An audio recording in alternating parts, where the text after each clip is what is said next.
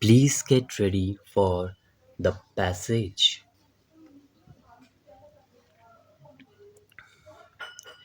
Madam Deputy Chairman, I have heard with rapt attention a debate on a grave issue of national concern.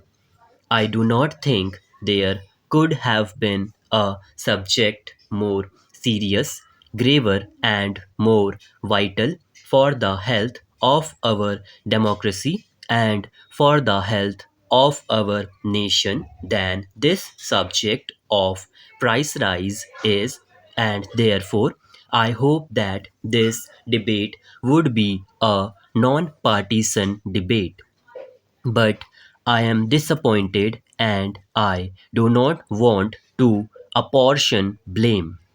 I do not want to make an intervention by way of criticism of a party or of my colleagues who have preceded me. But I do not want to make a brief intervention in order to draw attention one or more time to facts that stare us in the face. Madam, no debate can serve its purpose, no argument can be credible if it flies in the face or in the teeth of facts because facts are obdurate. They just refuse to go away.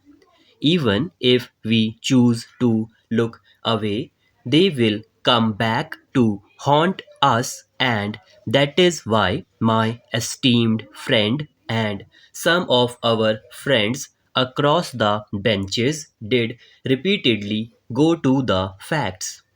But I would, without repeating the facts, only draw attention during the course of my submission to at least four principal facts that explain the reality of a marginal increase in prices. I will not run away from that reality. From around 4% in April, the inflation stands at 7%, and I cannot doubt that somewhere it will impact the ordinary man. But I do make bold to state that this government can certainly not be faulted either in its exertion or in its intent. I must remind with all humility my friends in the opposition that the slogan of Aam Aadmi was not a slogan for us, it was a matter of creed, it was a matter of conviction, and this government came to power by going to the court of the people with welfare of the common man as the soul of its campaign. It is as much this soul, the soul of this campaign, the charter of this government that brought this government into power. Sir, we have taken steps, remedial steps, and urgent steps to absorb the shock or the impact on the rise in prices. But before I tell this house and share with this house the concrete steps that have been taken by this government to minimize the adverse impact of the price rise on the daily existence of the common man, I must draw attention to the inescapable reality which is reflected in these facts. Madam, it is, by all accounts, an imported inflation. I really must compliment our finance minister because I have always believed that the most difficult job in a country like India is the job of the finance minister. Whatever you may do, it is not enough. But realizing that the international scenario is leading to a situation where if the states were not to intervene effectively and purposely, there would be a much intense pain and pressure on the common man. What did we do? Instead of raising revenues and taxing people more, he absorbs the burden.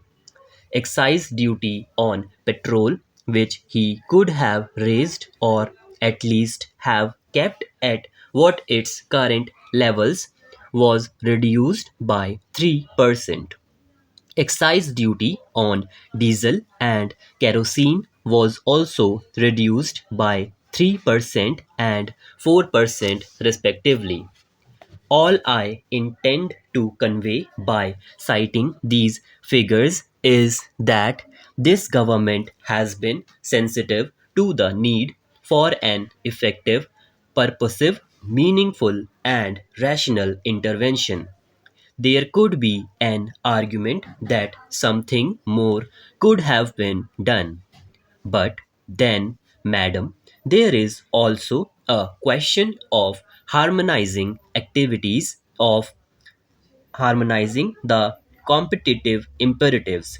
My distinguished friend, the Minister of Petroleum, intervening in the debate on the other day, made a very forceful point, and he said the PSUs.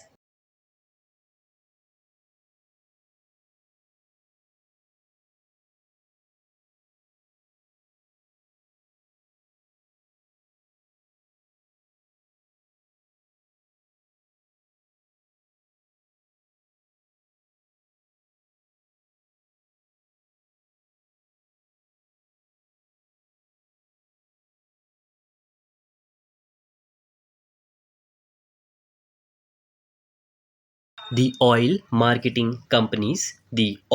companies could perhaps have absorbed more, but then what do we do with the continued viability of these institutions, which are, in a way, the security of our future? Energy security is as much a national imperative as food security, and there can be no compromise on fundamentals. Added to these, madam, is another reality, the reality of excess liquidity in the market. When there is too much liquidity, there is bound to be an inflationary spell, and that is exactly what had happened. Madam, with your leave, I would like to state only this, that the time for us to muddle through is over. We no longer have the luxury of political rhetoric when it comes to sound economic fundamentals. We are not oblivious. This government cannot be and is not oblivious to its primary responsibilities. The leader of UPA, Srimati Sonia Gandhi, and the Honorable Prime Minister, the leader of the government, have repeatedly stated that the first charge on the resources is of the ordinary man.